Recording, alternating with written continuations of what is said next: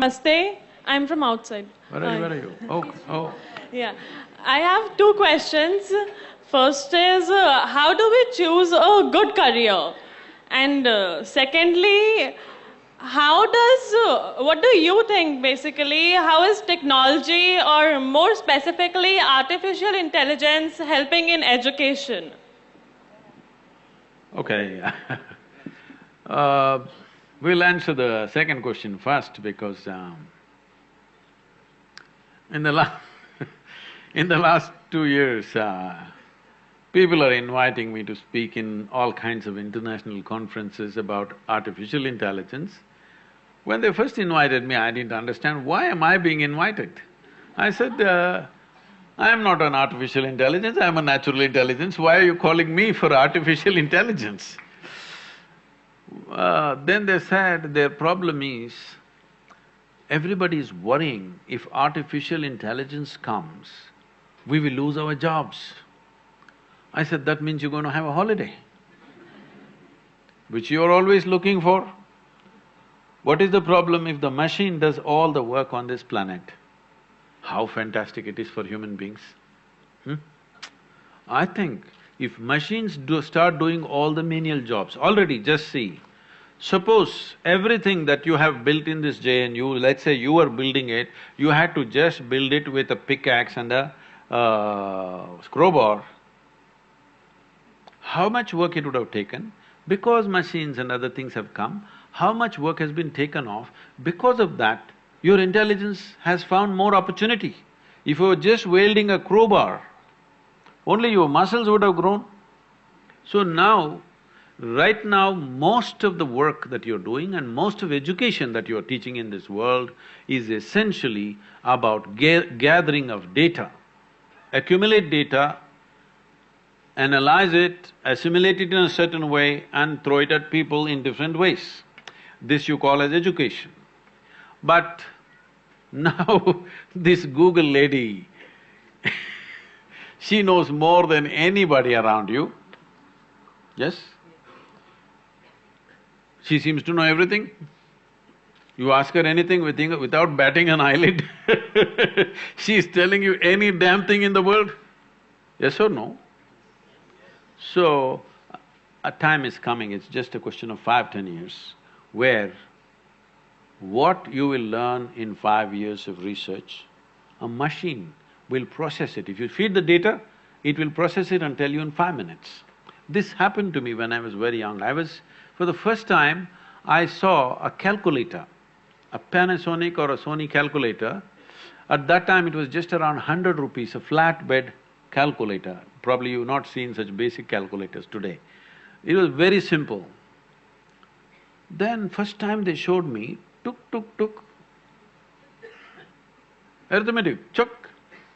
Then the first thing I thought was, then why the hell am I going to this stupid math class? If this damn machine can add for me, multiply for me, divide for me, cos theta, sin theta, everything, why the hell are they torturing me with this? I said, just give me this one thing, I won't come to the math class.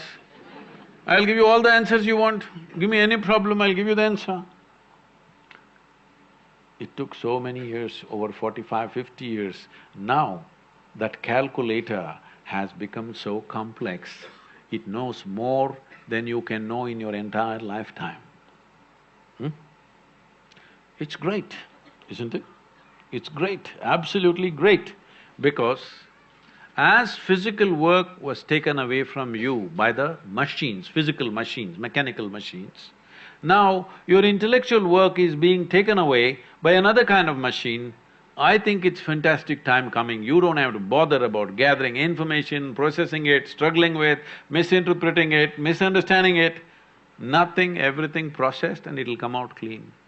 Now what will the human beings do? That's a big question. This is what the caveman also thought when you showed him an earth mover. What will I do if this earth mover comes? Well, that caveman is probably in JNU now Yes, if there was no machines, you would be also moving a rock somewhere, isn't it? Because mechanical machines came, today you are in the university.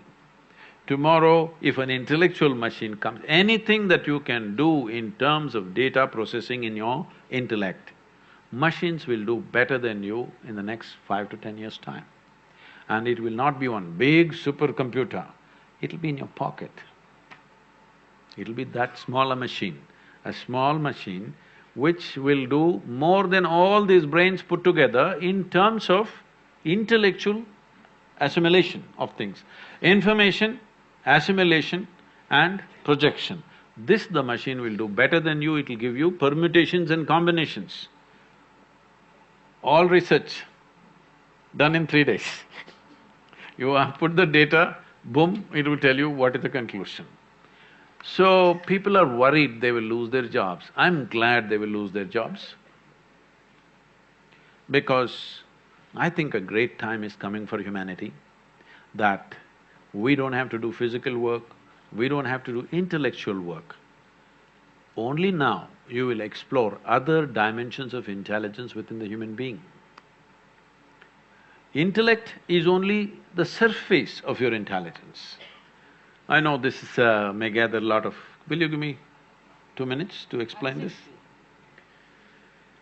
Because what you call as intellect is called buddhi in the yogic culture. Buddhi, your intellect, I'll ask you a question, those of you who are awake and asleep, you must answer this question.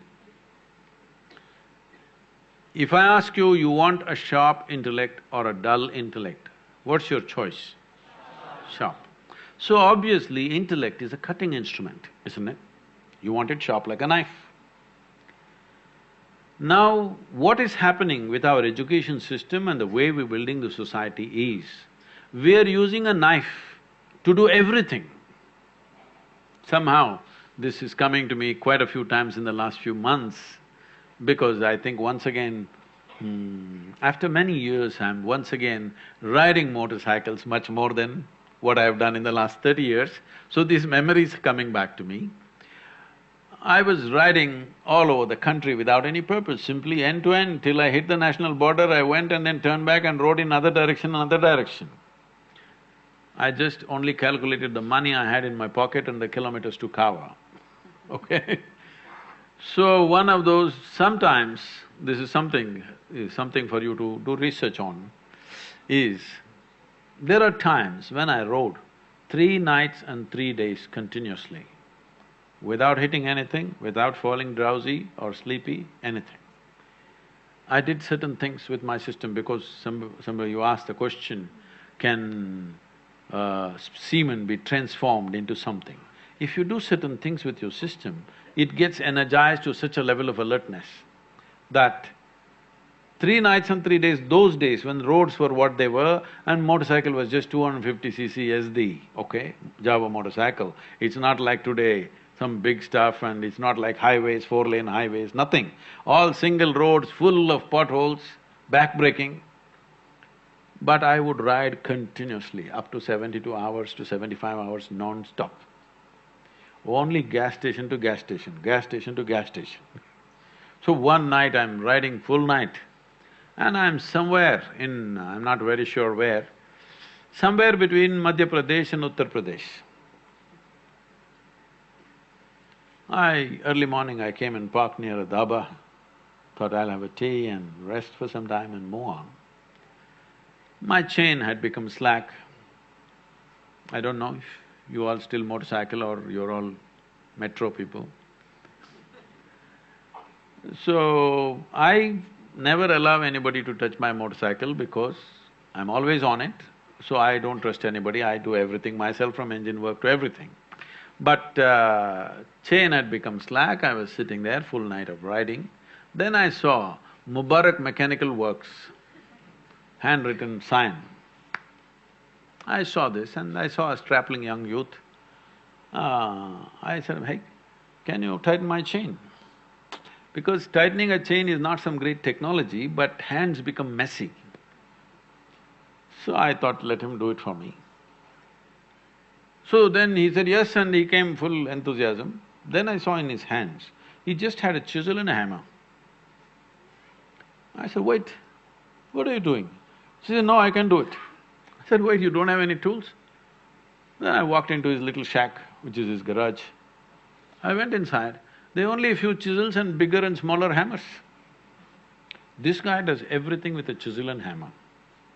Maybe he can do it, but after he does it, that's the last time you're going to fix that machine again.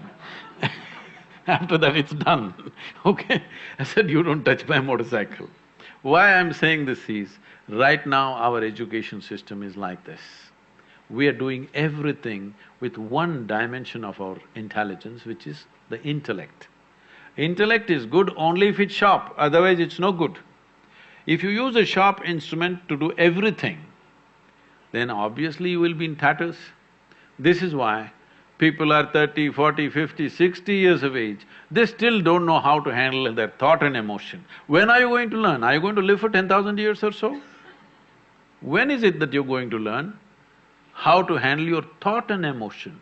You may call this stress, you may call this anxiety, you may call this misery, you may call this madness. Essentially, you do not know how to handle your own thought and emotion, that's all, isn't it so? This is because you're going on one wheel of intelligence. There are many wheels of intelligence, only one wheel is spinning, others are all stuck or you never explode. So it's very important that if artificial intelligence comes, everything that you can do intellectually, a little machine will do. Now I think human beings will explore other dimensions. I think I will become very significant. The sooner the artificial intelligence comes, the more significant I will become, because then they will come, what else can I do? There are many more things you can do.